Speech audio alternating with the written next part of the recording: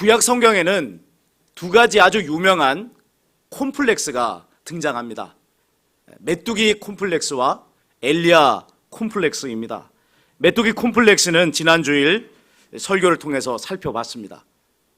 40일 동안 가나안 땅을 정탐하고 돌아왔던 12명의 정탐꾼 가운데 10명의 정탐꾼이 정탐보고를 하면서 뭐라고 말합니까?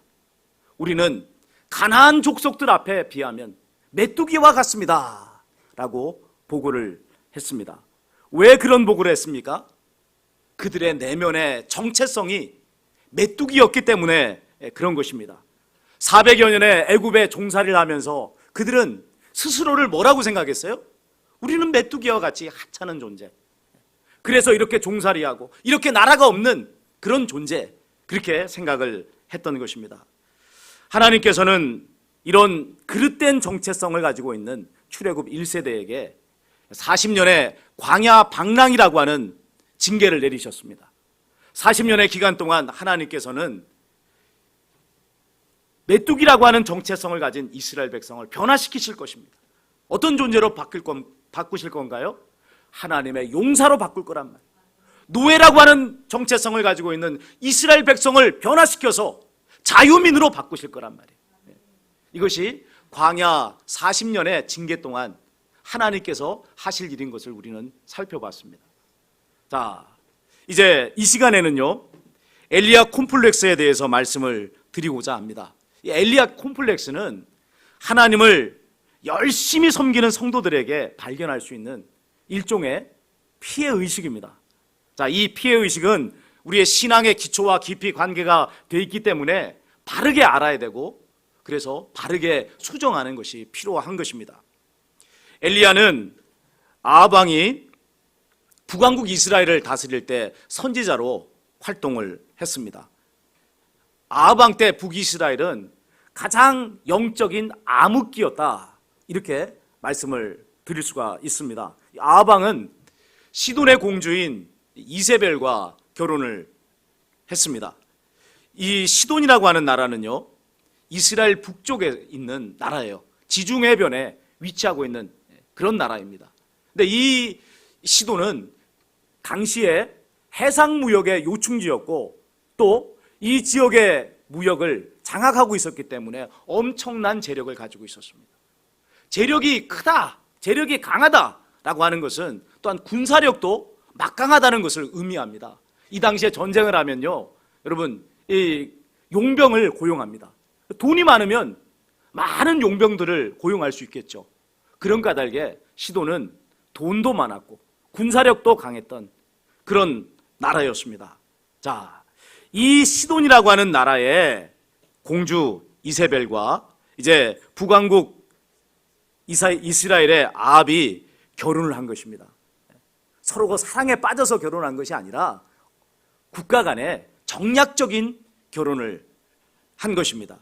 자, 그런데 문제는 이세벨이 북이스라엘의 왕비가 되면서 북이스라엘의 국교가 여호와 종교에서 바알 종교로 바뀌어버렸다는 것입니다. 자, 이 이세벨의 배경은 잘 사는 시돈이라고 하는 친정을 배경으로 하고 있습니다. 그래서 그녀는 결혼하면서 자기 남편 아합에게 말하는 것입니다. 북이스라엘이 잘 살려고 하면 시돈처럼 바알을 숭배해야 됩니다 라고 설득한 것입니다. 보세요, 시돈이 얼마나 잘 삽니까? 시돈이 얼마나 강력한 나라입니까? 왜 그런 줄 아십니까? 바알을 섬기기 때문입니다.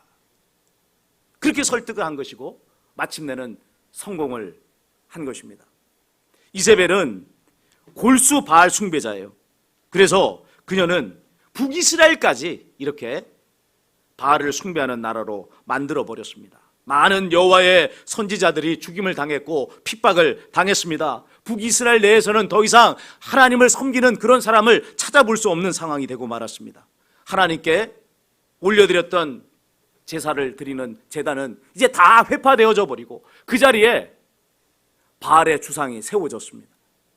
그리고 곳곳마다 바알과 아세라를 섬기는 그 선지자들이 판을 치는 그런 세상이 되고 만 것입니다. 하나님께서는 북이스라엘을 돌이키기 위해서 3년 6개월에 가뭄을 내리셨지만은 이스라엘 백성은 깨닫지 못한단 말이에요. 돌아오지 않는단 말이에요. 나라가 이제 완전히 망할 수밖에 없는 그런 막다른 상황으로 치닫게 되었습니다. 그때에 하나님께서는 엘리야 선지자를 명하셔서 이제 국가의 운명을 건 결사의 대결을 벌이게 하셨습니다. 그것이 바로 유명한 갈멜산의 대결이죠. 대결 당시의 모습을 그려보면 이런 거예요. 자, 여호와 하나님의 편에 서 있는 사람은 누굽니까? 엘리야 선지자. 몇 명일까요? 단 한 명이에요. 엘리야 선지자 한 사람만이 여호와 하나님의 편에 서 있습니다. 반대편에는 이제 바알과 아세라 선지자 850명이 서 있습니다. 보세요. 850대 1입니다. 이게 여러분 도저히 싸움이 일어날 수 없는, 이건 뭐 싸움이라고 말할 수 없는 그런 상황이 된 것이죠. 게다가 이 바알과 아세라 선지자의 배후에는 그들을 후원하는 왕이 있습니다. 왕비가 있습니다. 백성들 전체도 바알과 아세라 선지자의 편에 서 있습니다. 엘리야 선지자는 혈혈단신으로 목숨을 걸고 이 대결의 자리에 나왔단 말이에요. 아무리 멘탈 갑의 상남자라 할지라도 이런 상황에 놓이게 되면 어떨 것 같습니까? 두려워 떨 수밖에 없는 거죠. 그의 마음이 얼마나 힘들었을까 하는 것을 능히 상상해 볼 수 있는 것입니다. 자, 그러나 대결의 끝은 엘리야 선지자의 일방적인 승리로 끝이 나더라 이 말이에요. 왜 그런 거죠? 죽은 신 바알이 어떻게 불로응답합니까? 거기에 그들이 재물을 쌓아놓고 온몸에 칼을 그어서 상처를 내며 피를 흘리고 진언을 외친다 할든, 여러분 죽은 바알이 어떻게 거기에 이 재물에 불을 붙여주겠어요? 반면에 하나님은 살아계신단 말이에요. 엘리야 선지자가 하나님을 향해서 외칩니다. 여호와여 응답하소서.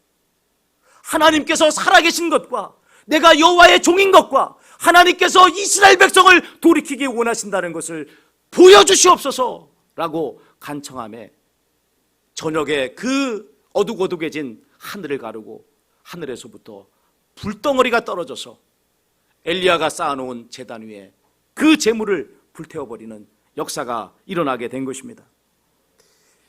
전세는 삽시간에 역전이 되어서 바알과 아세라 선지자 850명을 백성들이 그 자리에서 처단해버렸어. 그리고 당일 3년 6개월의 가뭄이 끝났습니다. 장대 같은 큰 비가 내리기 시작합니다. 아방이 마차에 천을 비가 맞지 않도록 그렇게 천막을 치고 그렇게 왕궁으로 돌아가는 그 길에 엘리야 선지자는 허리를 동이고, 그리고서는 이 빠르게 달리는 마차 앞에 엘리야 선지자가 다름질을 칩니다. 이게 무슨 모습이에요? 하나님이 주신 이 놀라운 승리에 기쁨이 충만한 엘리야, 그 엘리야의 기쁨에 가득 찬 모습을 보여준 것입니다. 자, 이제 북이스라엘은 하나님께로 돌아올 것입니다.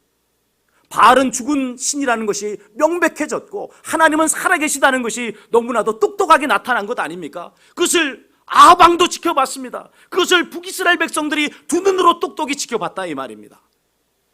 그동안 쏟아부었던 모든 수고가 이제 열매를 맺게 되었습니다.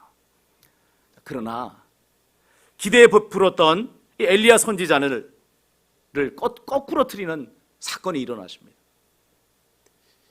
왕비 이세벨의 서신을 보낸 것입니다. 내가 내일 이맘때에는 반드시 내 생명을 저 사람 중에 한 사람의 생명과 같이 하리라. 그렇게 하지 않으면 신들이 내게 벌 위에 벌을 내림이 마땅하니라. 서슬퍼런 이세벨의 편지를 받아든 것입니다. 또 돌아가는 모든 형편을 지켜본 결과 엘리야 선지자는 한순간에 쓰러지고 맙니다. 사람들은 그런 말을 해요. 그렇게 단단하게 그지없었던 엘리야 선지자가 어떻게 이세벨의 편지 한 방에 훅 가버릴 수 있느냐는 거예요. 어떻게 그렇게 축풍 낙엽처럼 그렇게 나가 떨어져 버릴 수가 있느냐는 겁니다. 여러분, 엘리야의 형편을 우리가 생각하면요, 넉넉히 그럴 수 있겠다. 라는 생각을 하게 됩니다. 엘리야가 자신의 전부를 걸고 젖 먹던 힘까지 다 짜내어서 승부를 했던 것이 갈멜산의 대결이었습니다. 그 대결에 그는 자신을 하얗게 불태웠어요. 아무것도 남긴 것 없이 온전하게 다 쏟아부었단 말이에요. 여기서 승리하기만 하면 이스라엘을 건져낼 수 있겠다. 여기서 승리하기만 하면 승리를 확보할 수 있겠다라고 하는 그 마음에 그는 자신의 가지고 있는 모든 것을 다 쏟아 부은 것입니다. 결과는 대승이었습니다.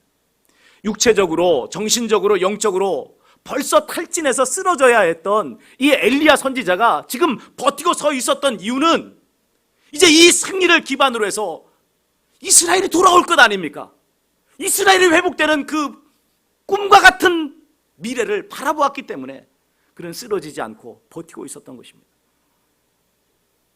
그런데 그런 상황에서 예상치 못한 KO 펀치가 날아온 것 아닙니까? 왕궁으로 돌아간 아합이 마음이 바뀌어버렸어요. 자신들의 삶의 자리로 돌아간 이스라엘 백성들도 마음이 바뀌어져 버렸습니다. 그리고 그를 죽이겠다는 이세벨의 전갈이 날아든 것입니다. 왜 이런 일이 벌어졌죠? 백성들의 마음이, 백성들의 그 근본적인 하나님께로 향했던 그 마음이 변화되지 않았기 때문에 이런 일이 벌어지고 만 것입니다. 두려움으로 인하여 일시적으로는 굴복할 수 있지만 위기의 상황이 벗어나 버리면 사람들은 원상복귀하지 않습니까? 모든 것이 승리 이전의 상태로 되돌아가 버렸습니다. 기쁨으로 충만했던 엘리야의 마음은 이제 곤두박질 쳐버립니다. 또다시 싸워야 되잖아요. 승리하기 이전의 상황으로 다 돌아가 버리지 않았습니까? 어떻게 또 싸워요? 여러분 지긋지긋하지 않습니까? 우리가 지금까지 믿음으로 살아와서 이만큼 승리를 얻었는데 또다시 승리 얻기 이전에 그 고통스럽고 힘든 시대로 또다시 돌아간다고 하면 여러분 어떻게 견뎌내겠어요? 자신이 없는 것입니다. 그 순간 탈진한 그의 육체와 마음은 더 이상 버티지를 못했습니다. 그리하여 절망감에 사로잡힌 엘리야는 이세벨을 피하여 도망을 치고 말았습니다. 목적지는 하나님의 산 호렙이었습니다.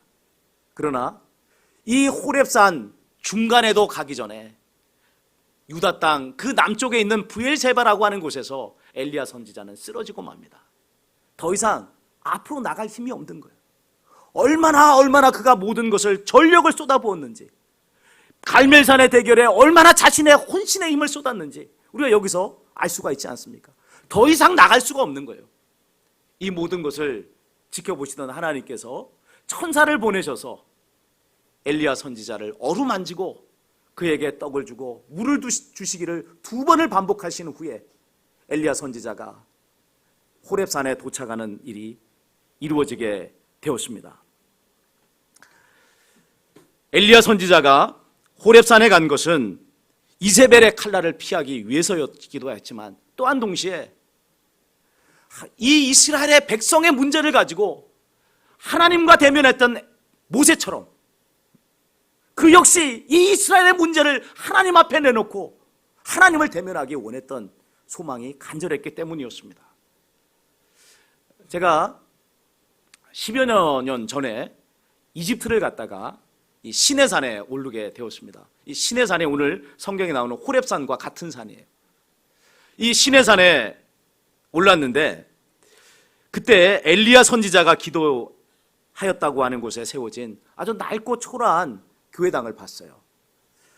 시내산 맨 꼭대기에 올라가면 거기에 모세 기념교회가 있습니다. 크게 지어졌을까요? 아주 조그만합니다. 원두막만 해요. 그래서 그 모세 기념교회 같은 경우에 한 2명, 많아야 3명 들어가면 꽉 찹니다. 아주 조그만한 사이즈의 그런 기념교회가 세워져 있어요. 그리고 그 시내산 꼭대기에서부터 이제 한 200m 아래쪽에 보면 거기에 엘리야 기념교회가 있습니다. 이런 교회들은 그 당시에는 없었단 말이에요. 모세가 기도할 때 거기 교회당이 있었겠어요? 또 엘리야가 기도할 때 거기 교회당이 있었겠어요? 아니란 말이에요. 후대 사람들이 여기가 모세가 기도했던 장소겠구나, 여기가 엘리야가 기도했던 기도구리였겠구나 추정을 하고 거기에다가 세워놓은 거예요. 제가 이 엘리야 기념교회를 가게 된 것은 이 길이 굉장히 가파릅니다. 올라갈 때는 완만한 그 길을 따라서 사람들 낙타를 타기도 하고 해서 산 꼭대기까지 올라와요. 근데 내려갈 때는 코스를 자유로 정합니다. 원래 올라왔던 그 길로 내려가는 수도 있고, 그렇지 않고 아주 가파른 산의 가운데를 가로질러서 아주 가파른 길로 내려가는 코스가 있어요. 이 대부분의 사람들은 다 원래 올라왔던 길로 내려갑니다. 왜냐하면 이 가파른 코스로 내려가는 게 굉장히 힘들기 때문에 그렇습니다. 저는 가파른 코스를 택했어요. 왜냐하면 거기에 엘리야가 기도했던 기도굴이 있다는 거예요. 엘리야 기념교회가 있다는 거예요. 아니, 시내산까지 올라와가지고 그 모습을 보지 않고 간다면 너무 서운할 것 아닙니까? 그래서 그 길을 내려왔습니다. 그런데 그 코스를 내려오면서 얼마나 후회를 많이 했는지 모릅니다. 제가 그때만 해도 건강이 좋지 못했어요. 제대로 온전하게 움직이지를 못했습니다. 근데 정말 엘리야 기념교회 보고 싶었어요. 엘리야가 어떻게 기도했을까? 어디가 엘리야가 하나님을 찾아서 만난 곳인가? 그것을 한번 정말 보고 싶었어요. 근데 이 내려오다가 산 중앙에 딱 그 코스 중앙에서 다시 올라가지도 못하고 다시 밑으로 내려가자니 너무나도 힘들고 정말 어떻게 해야 될지 모를 만큼 절망감을 사로잡혔던 기억이 있습니다. 자, 그런데 그 시내산에서 기도했던 엘리야의 마음은 더했을 거 아니에요. 오죽했으면 목숨을 떼놓고 호렙산에 올라왔겠습니까? 그 삭막한 장소에서 기도했을 엘리야 선지자를 정말 그때 많이 생각을 했던 기억이 생생합니다. 자, 어쨌든 호렙산 한 동굴에서 엘리야 선지자는 하나님을 만나 뵙게 되었어요. 간절하게 하나님 찾으니까 하나님 만나 주시는 것 아닙니까? 먼저 하나님의 말씀이 그에게 임했습니다. 엘리야야, 내가 어찌하여 여기 있느냐? 무슨 말씀이죠? 어찌하여 여기 있느냐? 이게 무슨 말씀이에요? 내가 있어야 될 자리는 여기가 아니라는 말씀이에요. 어떻게 해서 내가 있어야 될 자리를 벗어나서 여기에 와 있느냐 하는 것이 하나님의 말씀이었습니다. 자, 이에 엘리야 선지자가 대답을 하는 거예요. 우리 19장 10절을 함께 읽습니다. 엘리야가 뭐라고 대답했는지 엘리야를 생각하면서 한번 읽어봅시다. 그가 대답하되 내가 만군의 여호와 열심히 유별하오니 이는 이스라엘 자손이 주의 언약을 버리고 주의 제단을 헐며 칼로 주의 선지자들을 죽였음이오며 오직 나만 남았거늘 그들이 내 생명을 찾아 빼앗으려 하나이다. 자, 이제 엘리야 선지자가 왜 내가 여기 있느냐 라고 물으시는 하나님의 말씀 앞에 하나님, 제가 왜 여기 있는지 모르십니까? 라고 말하고 있는 거예요. 이런 엘리야의 대답 속에서 어떤 마음이 느껴집니까? 하나님께 대한 야속해하는 마음, 하나님께 대한 원망하는 마음, 이것을 우리가 읽을 수가 있는 것입니다. 이스라엘 자손이 하나님을 섬기게 하기 위해 죽도록 충성을 하였습니다. 그 과정에서 수많은 여호와의 선지자들이 죽임을 당하고 이제는 엘리야 한 사람만 남았는데 그까지도 북이스라엘 사람들이 죽이려고 그를 찾고 있다는 것입니다. 이렇게 목숨을 걸고 하나님을 섬기고 있는데 하나님은 뭐 하시죠? 이게 엘리야의 물음인 거예요.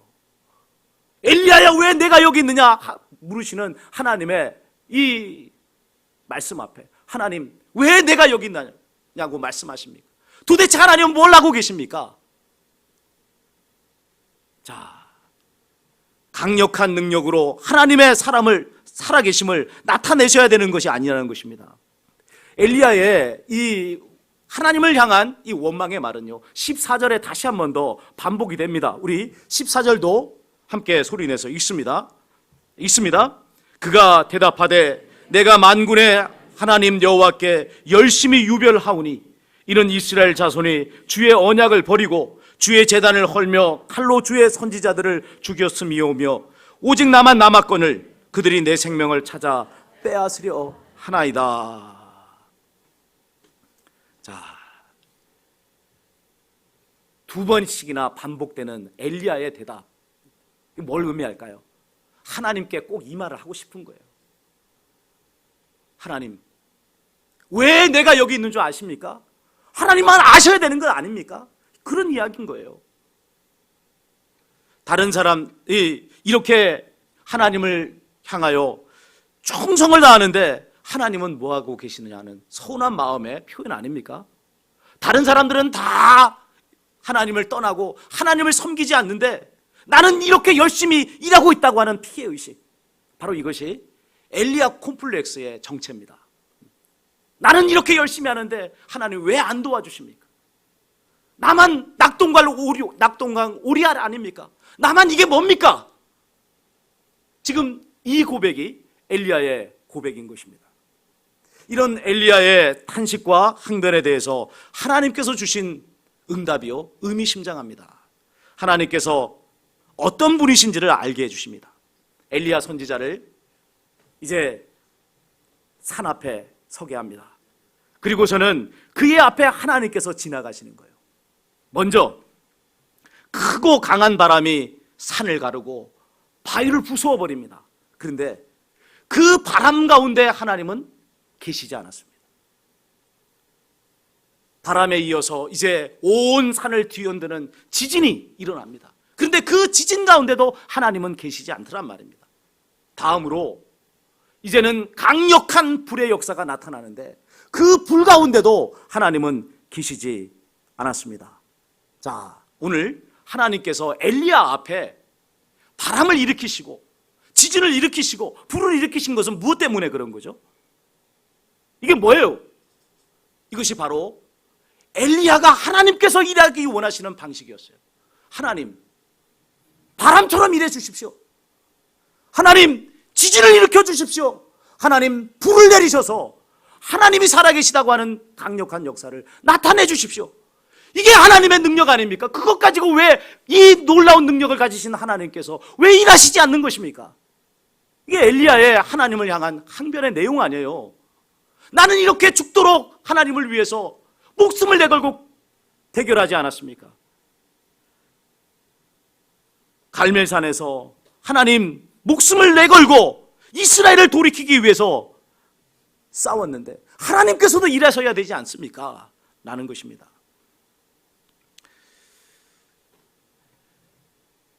그러나 거기에는 하나님이 계시지 않았다는 것이 중요합니다. 바람 가운데도, 불 가운데도, 지진 가운데도 하나님은 계시지 않았습니다. 왜 그럴까요? 그런 방식으로 북이스라엘 백성이 하나님께로 돌아오지 않기 때문에 그렇습니다. 그것은 두려움으로 말미암은 일시적인 굴복에 지나지 않는단 말이에요. 이것을 보여준 사건이 뭐예요? 이게 갈멜산의 사건 아닙니까? 엘리야가 하늘에서부터 불을 끌어당겨서 그래서 하나님 살아계신다는 걸 보여줬어요. 보여줬더니만 일시적으로 백성들이 돌아왔어요. 굴복했어요. 그런데 어떻게 됐습니까? 돌아왔습니까? 진짜로? 돌아오지 않잖아요. 일시적으로 굴복을 한 것처럼은 보이지만 그들의 마음은 하나님께로 돌아오지 않았습니다. 마음이 바뀌지 않는 한, 하나님께 대한 경외하는 마음, 하나님을 향한 사랑의 마음, 하나님과 연합되는 그 마음의 변화가 일어나지 않는 한은 여러분, 강력한 하나님의 불의 역사 앞에서도, 지진의 역사 앞에도, 바람의 역사 앞에도 그들은 일시적으로 두려워서 하나님을 믿는 척은 할 수 있어요. 그러나 그것이 진정한 하나님의 백성으로 변화되고 회복되는 길은 아니라는 것입니다. 자, 바람과 지진과 불이 지나간 후에 여호와께서는 세미한 소리 가운데 엘리야 선지자에게 임하셨습니다. 그것은 두려움을 일으키는 일이 아니었어요. 마음속 깊은 곳을 울리며 들려오는 속삭임이었습니다. 참된 변화는요, 여러분, 마음에서부터 일어나야 돼요. 겉모습이 하나님을 믿는 것처럼 보인다 해서 그게 믿는 게 아니에요. 교회당에 나와서 있다고 해서 이게 진짜 하나님의 백성이 아니에요. 그 마음이 온전하게 바뀌어서 하나님을 사랑하고 하나님과 연합된 백성이 될 때 그것이 진짜 하나님의 백성이 되는 것입니다. 그리고 그렇게 하나님과 연합되면요, 주변의 상황이, 환경이 그 어떤 것에 의해서 휘둘리지 않게 되는 것입니다. 하나님께서 이 만남을 통해서 엘리야 선지자에게 가르쳐주기 원하셨던 것이 무엇일까요? 자기 열심을 내려놓으라는 거예요. 엘리야 선지자가 얼마나 하나님의 일에 열심히 있었던가 하는 것을 우리는 그가 2번씩이나 하나님 앞에 드렸던 말씀에서 확인할 수 있습니다. 뭐라고 말합니까? 내가 만군의 하나님 여호와께 열심히 유별하오니, 하나님을 향한 열심이 특출하다는 거예요. 누구와도 비길 수 없는 뜨거운 마음을 가지고 하나님을 섬겼다는 것입니다. 여러분, 엘리야 선지자가 얼마나 자신의 열심에 자부심이 있었고 그것에 확신이 있었으면 하나님 앞에서조차도 하나님을 위해서 제가 목숨을 바쳤습니다, 그렇게 말하고 있습니다. 하나님께서도 엘리야의 이 열심을 부정하지 않으신 것을 볼 수가 있습니다. 그러나 바로 이 점에서 문제가 있었습니다.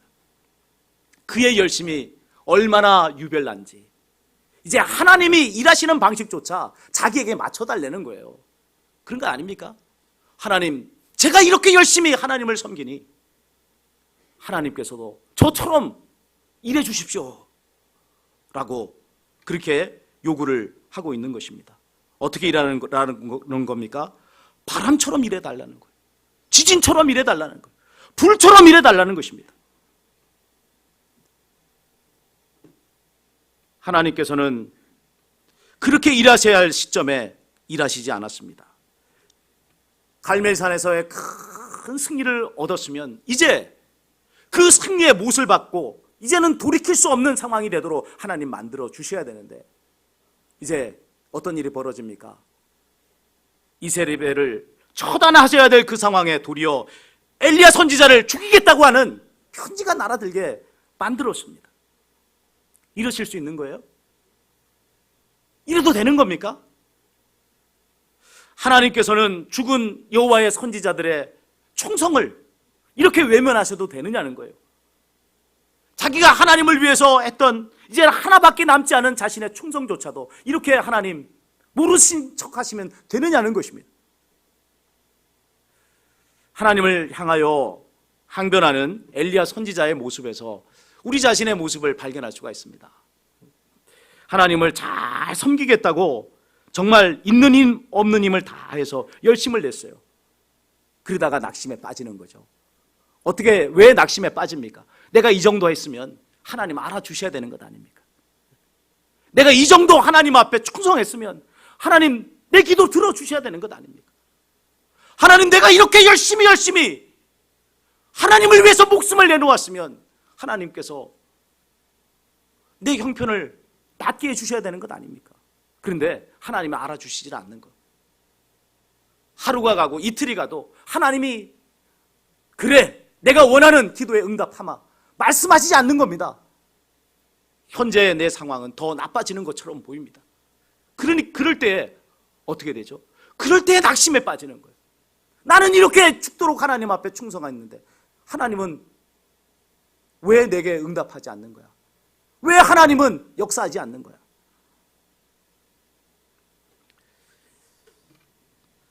여러분, 무엇이 문제입니까?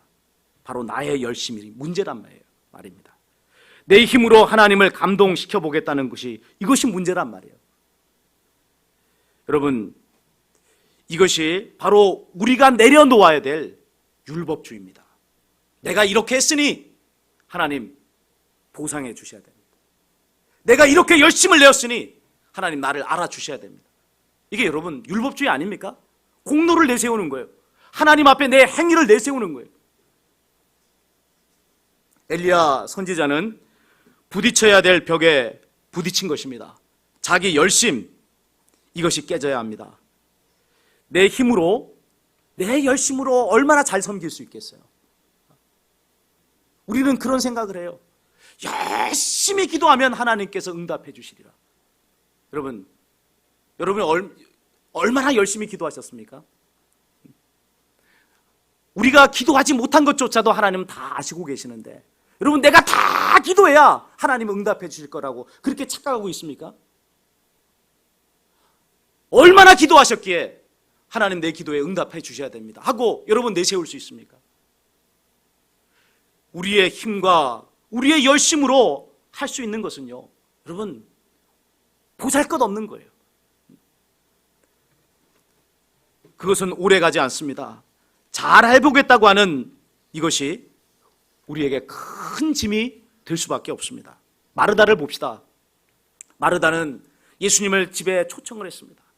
그리고는 예수님을 잘 대접해 주기 위해서 동분서주합니다. 발을 동동 구르면서 어떻게 하면 예수님께 제대로 된 대접을 해드릴까. 그래서 야 마르다야 너 대단하다. 내가 그 어떤 집보다도 너에게 훌륭한 대접을 받았다. 이런 말씀을 받고자 했습니다. 자, 그러나 그녀의 열심은 곧 한계에 부딪히더란 말이에요. 동생 마리아가 예수님의 발치에 앉아서 예수님의 말씀을 듣고 있는 이 모습을 보고서는 예수님을 향해서 폭발해버립니다. 왜 폭발할까요? 예수님, 제가요 예수님 발 좀 똑바로 대접해주고 싶어서, 잘 대접해주고 싶어서 이렇게 동분서주하고 있는데 예수님 그걸 왜 모르십니까? 동생이 나를 도와줘야 일들이 될 것 아닙니까? 그런데 지금 발치에 앉아있는 이 마리아 보시고 가서 도우라고 하셔야 되지 않습니까? 발치 앞에 앉아서 하나님의 말씀을, 당신의 말씀을 경청하게끔 왜 내버려 두십니까? 하고 폭발을 해버린 것입니다. 이에 대해서 예수님께서 하신 말씀이 이것입니다. 마르다야, 마르다야, 내가 많은 일로 염려하고 근심하나 한 가지만, 몇 가지만 하든지 혹은 한 가지만이라도 족하니라. 마리아는 이 좋은 편을 택하였으니 빼앗기지 아니하리라. 엘리야 선지자에게서 또 마르다에게서 우리 자신에게서 발견되는 문제점은요, 자기 열심입니다. 가지가 포도나무에 붙어 있지 않으면서 내 열심으로 열매를 맺으려고 하는 거예요. 내가 열매를 맺으리라. 내가 이 아름다운 열매를 가지고 하나님을 기쁘시게 하리라. 80세의 모세가 하나님의 부르심을 받고서도 애굽으로 가지 않겠다고 그렇게 물러섰던 것도 동일한 이유입니다. 잘하고 싶지만은 잘할 능력이 모세에게는 없었어요. 왜 40년 전에 한창 잘 나갈 때 하나님께서 도와주시지 않느냐 하는 그런 마음이 모세에게 있었습니다. 여호수아는 범람하여 넘치는 이 요단강 앞에서 두려움에 사로잡혔습니다. 그는 이 요단강을 건너가서 가나안 7족을 물리치고 가나안 땅을 정복하고 싶었지만은 그에게는 요단강을 건널 수 있는 능력이 없었어요. 가나안 7족과 싸워서 이길 수 있는 능력이 없었어요. 그것이 문제 아닙니까? 잘하고 싶지만은 잘할 능력이 없어서 낙심하는 거예요. 끝까지 성공하고 싶지만은 그렇지 못해서 낙심하는 거란 말이에요. 바울 선지자가 가졌던 육체의 가시도 마찬가지 아닙니까? 왜 예수님께서 이 바울에게 육체의 가시를 남겨놓으십니까? 우리 같으면 쏙 빼버려서 언제나 마음껏 하나님의 일을 하게끔 하실 터인데, 근데 이 바울의 기도에 예수님 뭐라고 응답하십니까? 그것이 내게 족하다라고 말씀합니다. 그렇게 함으로써 바울이 하나님에게서 떨어지지 않는 거예요.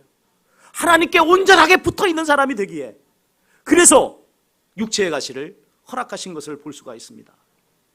여러분, 모두가 열심은 있었지만 하나님께 붙어 있지 않으면 문제가 발생한다는 것을 우리는 보게 되는 것입니다. 엘리야 선지자가 자기 열심을 내려놓았을 때, 정확하게 말씀을 드리면 부딪혀야 될 그 벽에 부딪혔을 때 비로소 그는 하나님을 찾게 되었고, 자기가 해야 할 일이 무엇인지를 알고 있어야 될 자리에 다시 복귀하는 것을 볼 수가 있습니다. 여러분, 자기 열심이 얼마나 우리에게 큰 짐이 되는지 모릅니다. 잘해야겠다. 정말 인생의 작품 하나 남겨야 되겠다. 여러분, 이런 초조함에 사로잡히지 마시기 바랍니다.